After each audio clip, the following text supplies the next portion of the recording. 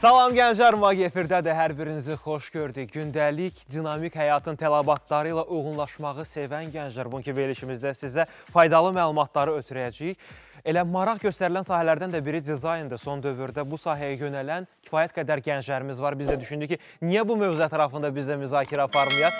Elə bu mövzu üzrə kifayət qədər peşəkar qonaqlarımız olacaq, sizə faydalı məlumatlarını ötürəcəklər. İlk qonağımız isə Azərbaycan Dövlət İqtisad Universitetinin Unique Dizayn Məktəbinin direktoru Lalə Məmmədovadır. Lalə xanım, xoş gəlmisiniz.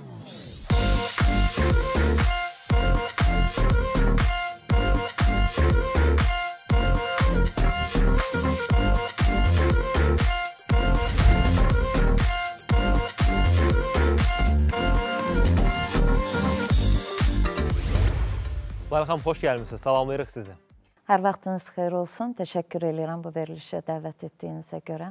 Kifayət qədər aktual və maraqlı mövzu ətrafında müzakirəmiz olacaq. Ondan başlayaq ki, dizayn dedikdə sırf nə nəzərdə tutulur? Çünki dizayn bir çox sahələrdə tətbiq olunur.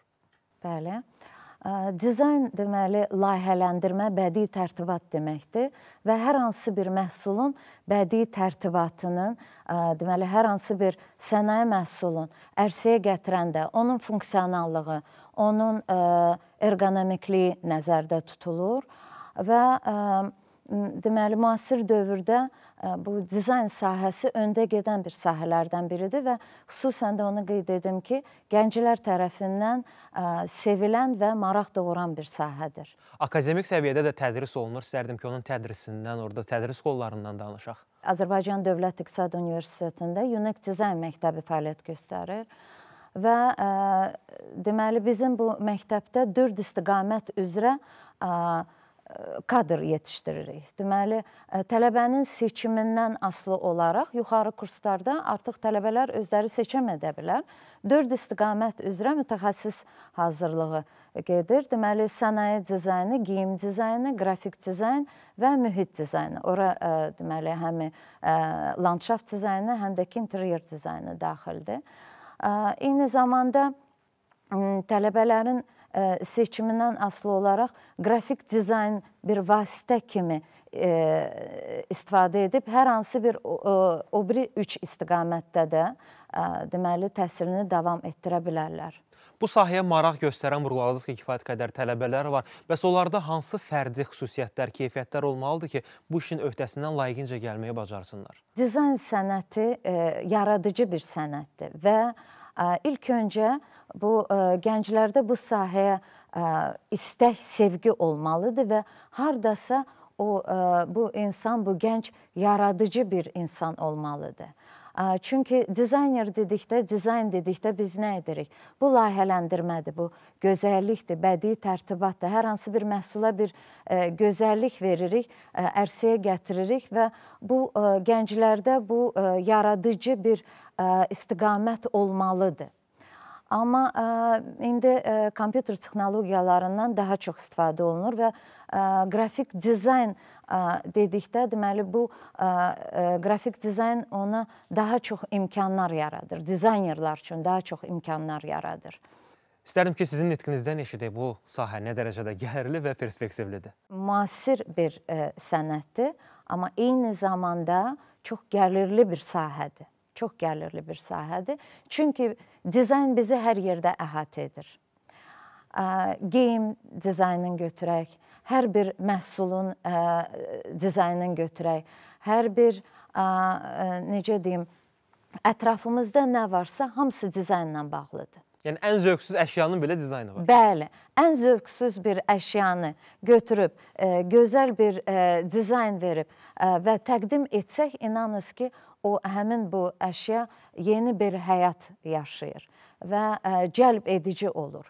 Kompüter texnologiyaları bizim gənclərə deməli geniş imkanlar yaradır və dediyim kimi bu dizayner yaradıcı bir insan olduğuna görə kompozisiyanı özü yarada bilməlidir və rəng duyumundan anlayış olmalıdır. Rəngin insana psixoloji təsirindən deməli anlayış olmalıdır və onu öz layihələrində o əks etdirməlidir.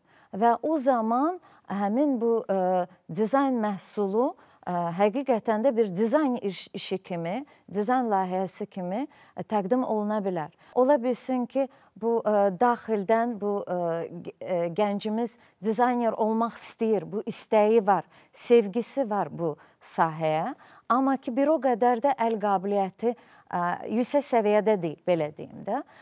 Bu zaman kompüter texnologiyaları bizə kömək olur və hər hansı bir gənc dizayn işini gördükdə, onun hər hansı bir duyğuları, kompozisiyası varsa, onu deməli bu layihəni əks etdirməlidir, təqdim etməlidir və bu zaman kompüter texnologiyaları bizə bir köməkçi olur, dəstək olur. Və əlbəttə ki, bu həyat davam edir və bu yeni addımlar atırıq, bu müasir texnologiya ilə biz uzlaşırıq, ayaqlaşmağı bacarmalıyıq və o zaman da biz onu bilməliyik ki, dizayn olmadan bu müasir, bu gözəl həyatımız olmaz. Yəni, dizayn sahəsində maraq göstərənlər, o sahə ilə məşğul olanlar, başqa sözlə desə, heç vaxt işsiz qalmayacaqlar. Niyə? Çünki bütün sahələrdə demək olar ki, tətbiq olunur.